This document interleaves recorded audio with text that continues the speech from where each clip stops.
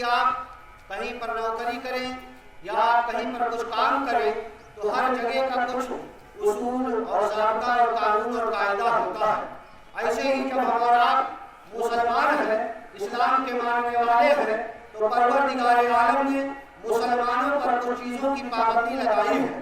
خالق کائنات نے کلام مقدس میں ارشاد فرمایا، یا ایھا الذین آمنوا ادخلوا فی السلم کافۃ، اے ایمان والو تم اسلام میں مکمل طور پر داخل ہو جاؤ۔ یعنی صرف کلمہ پڑھ لینا کافی نہیں ہے، بلکہ جب آپ نے کلمہ پڑھ لیا ہے تو کلمہ کے جو لوازمات ہیں آپ ان پر بھی پابندی کے ساتھ عمل کیجیے۔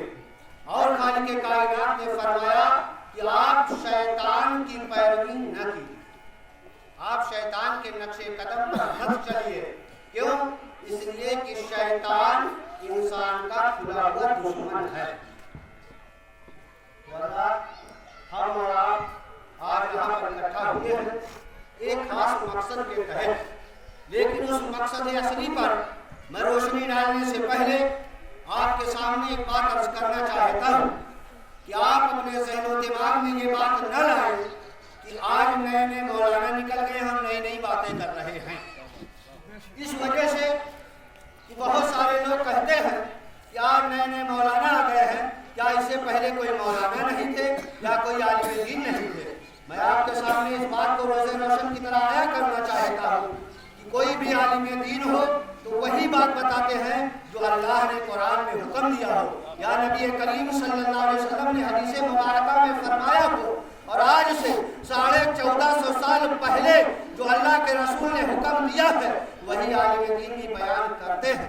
کوئی عالم، کوئی حافظ اپنے گھر سے کوئی بات بیان نہیں کرتے ہیں، بلکہ میں یہاں تک کہتا ہوں کہ اگر کوئی عالم دین شریعت سے ہٹ کر کے کوئی بات بیان کرے تو وہ عالم دین ہی نہیں۔ سمجھ رہے ہیں؟ اگر کوئی عالم دین شریعت سے ہٹ کر کے کوئی بات کرے تو وہ عالم دین ہی نہیں۔ لہذا آپ حضرات اس طرح کی باتیں نہ کریں کہ نئے نئے مولانا ہو رہے ہیں اور نئی نئی باتیں آ رہی ہیں، کیونکہ اگر یہ بات آپ کہیں گے تو کبھی کبھار تو یہ آپ کو کفر تک پہنچا دے۔ سمجھ رہے ہیں؟ اگر آپ کسی عالم دین کی یا شریعت کی توہین کرنے کی نیت سے یہ کہیں گے کہ نئے نئے مولانا ہو گئے ہیں اور نئی نئی باتیں کہہ رہے ہیں تو خدا نہ خواستہ اس بات کا اندیشہ ہے کہ آپ کا خاتمہ کفر، کیونکہ آپ نے شریعت کو مذاق بنا۔ پہلی بات تو یہ ہے کہ آپ نے شریعت کو سیکھا نہیں کہ بھائی شریعت کے حکام کیا ہے، اور جب ہم نے سیکھا نہیں تو اب آج آپ کو پتہ چل رہا تو آپ کو لگ رہا ہے نیا۔ سمجھ رہے ہیں نہیں سمجھ رہے؟ اگر آپ پہلے سیکھ لیے ہوتے تو یہ چیز آپ کو نئی نہیں لگتی۔ تو اس میں شریعت کی کمی ہے یا علماء کی کمی یا آپ کی کمی ہے کہ آپ نے اس کو سیکھا نہیں، اس کو جانا نہیں۔ بہرحال جب بھی ہم خواب غفلت سے بیدار ہو جائیں، جب ہم جاگ جائیں تبھی ہمارے لیے سویرا ہے، اور جب ہم عمل کر لیں سدھر جائیں یہی اچھا ہے۔ تو بہرحال علماء کرام نے اس چیز کا احساس کیا۔ بہرحال بارہا تقریروں میں، شادی بیاہ کے موقع پر، پروگرام میں یا کہیں بھی جب بھی موقع ملا ہے علماء کرام نے ہمیشہ اس چیز کو ناجائز و حرام کہا ہے۔ ایسا نہیں کہ آج پہلی مرتبہ حرام کہا جا رہا، ہمیشہ سے اس چیز کو حرام کہا جاتا رہا ہے، اور آپ حضرات اس چیز کو حرام سنتے رہے، لیکن سستی، کاہلی یا بے توجہی کی بنیاد پر آپ ان ساری چیزوں کو عمل میں لاتے رہے۔ لیکن علماء کرام نے بیٹھ کر کے متفقہ طور پر یہ فیصلہ لیا کہ جیسے ہر جگہ اس چیز پر پابندی لگا دی گئی ہے اپنے علاقے میں بھی پابندی ہونی چاہیے۔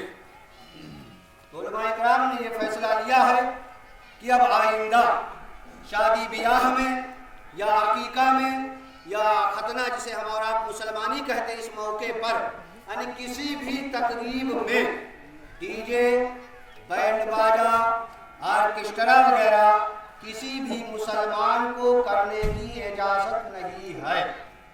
سمجھ رہے ہیں؟ یہ فیصلہ ہو چکا ہے کہ اب کسی کو بھی کسی بھی تقریب میں یہ بینڈ باجا، ڈی جے وغیرہ نہیں کرنا ہے۔ اب اس کی ہم الگ الگ تشریح نہیں کریں گے کہ شادی ہی میں پابندی ہے، شادی سے 2-4 دن پہلے آپ کر سکتے ہیں، ایسا نہیں۔ کسی بھی موقع پر ऐसा नहीं कि शादी में ना करे लेकिन खतरे में कर ले, या अकीका किसी का कर ले, उसमें किसी भी मौके पर आपको शादी ब्याह या किसी भी मौके पर बैंड बाजा डीजे वगैरह ऑर्केस्ट्रा वगैरह या घरों में साउंड वगैरह रख करके जो गाना वगैरह गाते हैं या बजाते हैं, सारी चीज़ों पर पाबंदी आयद की जाती है। लिहाजा आप हज़रात से गुजारिश है कि आप हज़रात सख्ती के साथ इस पर अमल करें। क्यों? इसलिए कि ये तो शरीयत का हुक्म है ही है। दूसरी बात मैं बड़ी जिम्मेदारी के साथ अर्ज कर दूँ, इससे बड़ी बदनामी भी होती है कि हर जगह पर पाबंदी हो चुकी है, लेकिन क्या देवगांव पूरे मस्तू के इलाके में कोई आलिम दीन या मुसलमान नहीं है? क्या वो लोग पढ़े लिखे नहीं हैं कि वो लोग पाबंदी नहीं लगा सकते हैं? तो इस चीज़ का एहसास किया गया और उलमा इकराम ने मुत्तफ़क़ा तौर पर बैठ करके ये फैसला लिया कि अपने इलाके में भी पाबंदी लगाई जाए। अब पाबंदी लगा दी गई है, लिहाजा आप हज़रात अब आइंदा जो भी तकरीब करें शरीयत के हिसाब से बिल्कुल सादगी से करें। ये बात हो गई। दूसरी बात जहेज। जहेज मांगना हराम, सख्त हराम, समझ रहे हैं? हराम ही नहीं सख्त हराम है। और ये समझ लीजिए कि आप भिखारी, समझ रहे हैं? लेकिन फर्क ये है कि जो भिखारी रोड पे भीख मांगता है वो फटीचर होता है, उसके कपड़े जो है गंदे होते हैं, लेकिन जो शादी ब्याह में मांगते हैं ये थोड़ा अच्छा कपड़ा पहन लेते हैं। बस फर्क सिर्फ कपड़े का, बाकी दोनों का काम एक ही है। हाँ, दूसरा फर्क ये है कि जो भिखारी आम भिखारी होता है वो हर जगह मांगता है, लेकिन आप थोड़ा बड़े भिखारी हैं तो खास जगह पर मांग रहे हैं। लिहाजा आप ऐसा काम ना करें। आपके घर में भी बहन बेटियां होंगी, समझ रहे हैं? लिहाजा जहेज मांगना हराम, सख्त हराम है। अगर किसी के बारे में ये सुना गया कि उन्होंने जहेज को डिमांड किया है, जहेज की मांग की है और इस वजह से जहेज न मिलने की बुनियाद पर शादी को उन्होंने कैंसिल कर दिया है, तो शरई तौर पर उनका बाइकाट किया जाएगा। समझ रहे हैं? लिहाजा अगर कोई जहेज मांगते हैं या शादी ब्याह में बैंड बाजा डीजे वगैरह या किसी भी मौके पर खुराफात करते हैं तो उनका शरई बाइकाट किया जाएगा। यानी कोई भी आलिम और कोई भी हसास मुसलमान, आप भी मुसलमान, ऐसा नहीं सिर्फ आलिम मुसलमान है, आप भी अपने तौर पर उनका बाइकाट करें। क्या आपने उलमा इकराम की कोई बात नहीं मानी, शरीयत की बात नहीं मानी, लिहाजा जब तुम शरीयत को नहीं मानते हो तो हम तुम्हारे कौन होते हैं? हम भी तुम्हारा बाइकाट करेंगे। लिहाजा उलमा इकराम ने फैसला लिया है कि अगर कोई इसके खिलाफ जा करके जहेज की मांग करता है या बैंड बाजा डीजे वगैरह करता है तो शरई तौर पर उसका बाइकाट किया जाएगा। न उसके यहाँ किसी तकरीब में शिरकत की जाएगी, न उसके यहाँ खाना खाया जाएगा और ना ही उसके यहाँ निकाह पढ़ाया जाएगा। ये बात हो गई। दूसरी बात यह है कि अगर कोई आलिम दीन पर या इमाम पर या काजी पर दबाव बनाते हैं कि हम गांव के सदर हैं, मुखिया हैं, कैसे नहीं निकाह पढ़ाओगे, हम तनख्वाह देते हैं, खाना खिलाते हैं, तो वो कान खोल करके सुन ले। अल्लाह रज़्ज़ाक़ है। जब अल्लाह ने पैदा किया है तो परवरदिगार आलम रिज़्क़ देगा, लेकिन वो इस बात को ज़हन में रख ले कि किसी आलिम या इमाम पर दबाव बनाने की सूरत में उस पर और कड़ी शरई कार्रवाई की जाएगी कि अगर उसके घर में किसी का इंतकाल हो जाएगा तो इमाम या काजी पर दबाव बनाने वाले के यहाँ नमाज जनाजा भी कोई इमाम नहीं पढ़ाएंगे। समझ रहे हैं? क्यों? इसलिए कि जब आपने इमाम को इमाम नहीं माना तो वो कैसे आपकी नमाज जनाजा पढ़ाएगा? आप खुद से पढ़ा लीजिए फिर भाई। लिहाजा हज़रात से गुजारिश यही है, बिल्कुल सादे अल्फाज में, कि आप हज़रात अब तक जो कुछ कर चुके हैं उससे तौबा हम कर लें। अब आइंदा तमाम तकरीबात शरीयत के हिसाब से करें। लिहाजा न जहेज की डिमांड करें और ना ही बैंड बाजा वगैरह करें। और ये बैंड बाजा हर तकरीब में हर मौके पर नाजायज़ व हराम है। ऐसा नहीं कि सिर्फ शादी में ना करें और बाकी प्रोग्राम में करेंगे, ऐसा आपको करने की अब इजाज़त नहीं है। परवरदिगार आलम की बारगाह में दुआ है जी। जहेज का मसला जिसे मांगना तो नाजायज़ व हराम है, लेकिन अब आप में से कुछ लोग ऐसे भी होंगे जो कहेंगे कि जहेज बिल्कुल बंद कर दिया, कोई है।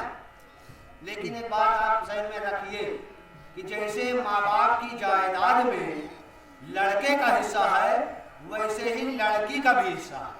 समझ रहे हैं? अगर कोई जहेज नहीं देना चाहते हैं तो उनसे मैं यही गुजारिश करूंगा कि आप जहेज न दीजिए, लेकिन आप अपनी बेटी का जो शरई हिस्सा है अपनी पूरी जायदाद से बांट करके दे दीजिए, ये आपके लिए ऑप्शन है। लेकिन अगर कोई भाई या कोई अपने बेटी को या अपनी बहन को अपनी खुशी से जहेज देना चाहते हैं तो जितना चाहे, आपको अल्लाह ने जितनी तौफीक दी है आप दे सकते हैं। लेकिन मेरे भाइयों, अजीज दोस्तों, साथियों, आप इस चीज का ख्याल रखें कि सजा करके ना, नुमाइश आप उसकी ना करें कि शादी वाले दिन एक स्टेज लगा दिए हैं, सजा दिए हैं, सुबह से शाम तक वो सजा रहे, क्योंकि गरीब की भी लड़की, आपके पड़ोस में आपके बगल में कोई गरीब भी होगा, आपने सिर्फ सजा दिया, लेकिन वो गरीब उसके दिल पर क्या गुजरे, उस गरीब की लड़की का क्या होगा। लिहाजा आप हज़रात इसका ख्याल रखें, अपनी लड़की को या अपनी बहन को या अपने अज़ीज़ व अक़ारीब में जिसको भी आप जहेज जितना देना चाहते हैं अपनी खुशी से आप दे सकते हैं, लेकिन आप उसको सजाइए नहीं, उसकी नुमाइश ना कीजिए, बल्कि शादी से पहले ही 2-4-10 दिन पहले आप उनके घर में भेज दीजिए छुपके से। समझ रहे हैं?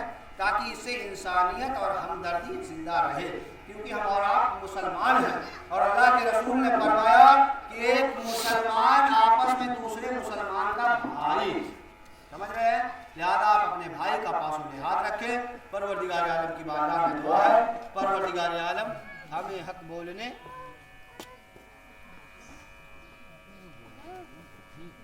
परवरदिगार आलम हमें हक बोलने और हम सबको हक सुनने और हक पर अमल करने की तौफीक अता फरमाए।